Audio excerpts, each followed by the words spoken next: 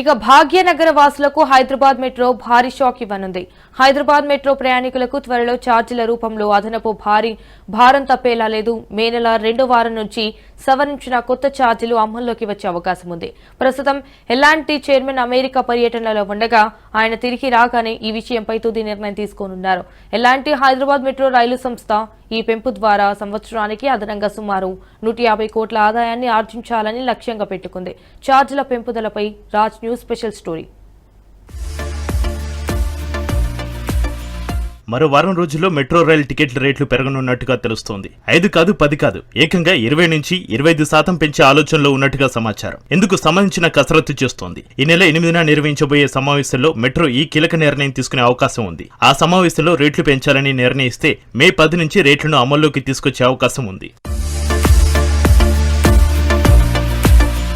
ఉచిత బస్సు ప్రయాణంతో మెట్రోకు నష్టం వాటిల్లుతోంది. సిటీ బస్సుల్లో మహాలక్ష్మి పథకం కింద ఉచిత ప్రయాణం సదుపాయం కల్పించడంతో చాలా మంది మహిళలు వాటిపై మొగ్గు చూపుతున్నారు. విద్యార్థినులు, ఉద్యోగులు సైతం మెట్రో నుంచి సిటీ బస్సుల వైపు మళ్లినట్లుగా సమాచారం. ఎల్బీనగర్ టు మియాపూర్, నాగోల్ టు రాయదుర్గం కారిడార్లలో ప్రయాణికుల రద్దీ ఉన్న జేబీఎస్, ఎంజీబీఎస్ రూట్లో వీరి సంఖ్య రోజురోజుకి పడిపోతోంది.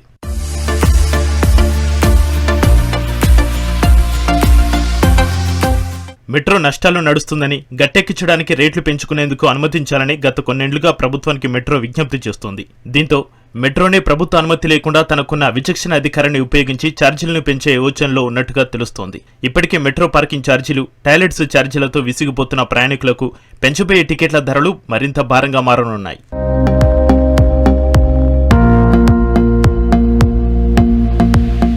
మెట్రో నష్టాలు నడుస్తున్నదని, ఆ నష్టాలను పూరించేందుకు టికెట్ల రేట్లను పెంచడం లేదా ఆర్థికంగా ఆదుకోవడమే మార్గమని పలుమార్లు మెట్రో అధికారులు ప్రభుత్వానికి విజ్ఞప్తి చేసినట్టుగా తెలుస్తోంది. కరోనా సమయంలో ఏడాది పాటు మెట్రో ప్రయాణికుల సంఖ్య తగ్గడంతో మెట్రోపై ఆర్థిక భారం ప్రారంభమై అది ప్రస్తుతం 6,598 కోట్లకు చేరినట్టుగా సమాచారం.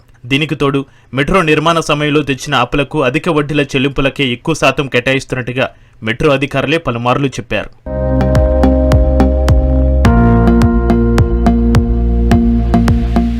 నగరంలో 2017 నుంచి మెట్రో సేవలు అందుబాటులోకి వచ్చాయి. అప్పటి నుంచి ఛార్జీలు పెంచలేదు.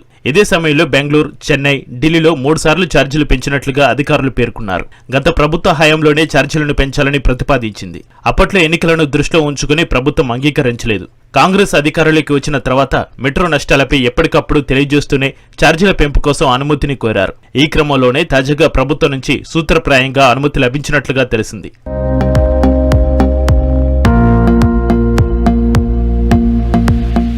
ప్రస్తుతం హైదరాబాద్ మెట్రోలో ప్రయాణించడానికి